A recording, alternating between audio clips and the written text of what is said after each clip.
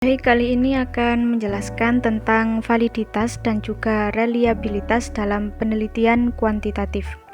Yang pertama adalah tentang pengertian dari validitas itu sendiri dan juga reliabilitas. Validitas, menurut Azwar, validitas berasal dari kata validity yang mempunyai arti sejauh mana ketepatan dan kecermatan suatu alat ukur dalam melakukan fungsi ukurnya.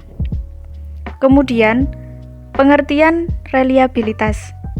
Menurut Sugiono, instrumen yang reliabel adalah instrumen yang bila digunakan beberapa kali untuk mengukur objek itu akan menghasilkan data yang sama pula. Jadi, mengapa validitas dan juga reliabilitas ini diperlukan? Validitas sendiri biasanya digunakan sebagai pengembangan atau juga pengevaluasian di dalam suatu tes. Kemudian, reliabilitas digunakan sebagai indikator dalam mempercayai nilai dari suatu tes karena memiliki konsistensi.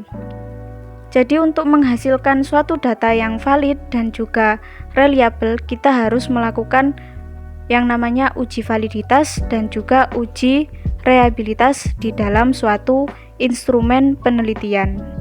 Lalu selanjutnya yaitu cara pengujian validitas. Ada 3 macam pengujian instrumen validitas, yaitu yang pertama, validitas konstruk, yaitu menggunakan pendapat dari para ahli. Yang kedua, validitas isi, yaitu membandingkan isi instrumen dengan materi yang diajarkan. Lalu yang ketiga, validitas eksternal, yaitu membandingkan untuk mencari kesamaan antar instrumen dengan fakta yang ada di lapangan. Lalu ada pendapat lain menurut Newman.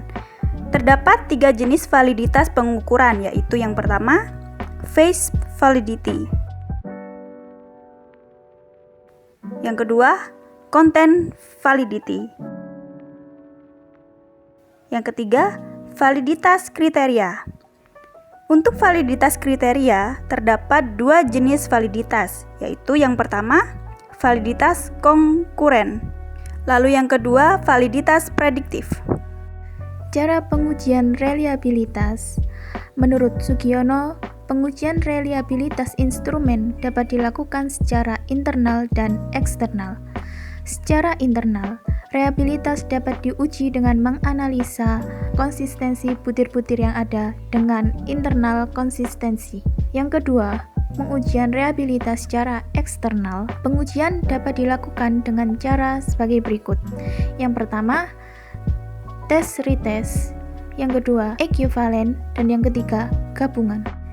Cara pengujian reliabilitas internal dapat dilakukan dengan cara menguji cobakan instrumen sekali, kemudian data yang diperoleh dapat dianalisis dengan menggunakan teknik belah dua dari Sperman-Born, KR20, KR21, dan ANOVA-Hyot atau analisis varians.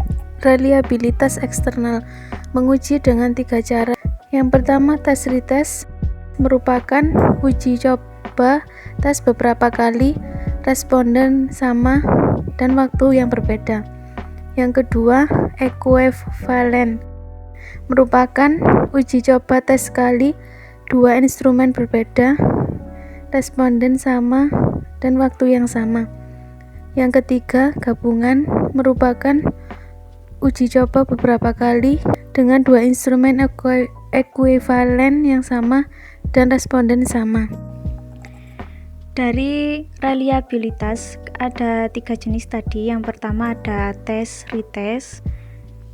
Tes retest contohnya seperti ini. Sebuah ulangan harian diberikan kepada siswa setelah 1 bulan. Kemudian kembali diberikan tugas menggunakan soal dengan ulangan tersebut. Apabila skor sama atau meningkat, maka reliabilitasnya tergolong tinggi. Kemudian contoh dari ekuivalen seperti ini. Terdapat 2 orang hakim yang mana akan memutuskan suatu kasus. Hakim A dan Hakim B pasti memiliki perbedaan pendapat tentang kriteria atau hukuman terhadap kasus tersebut. Untuk contoh yang gabungan, yaitu dengan memberikan atau mencobakan dua sekaligus instrumen ekuivalen beberapa kali kepada responden yang sama.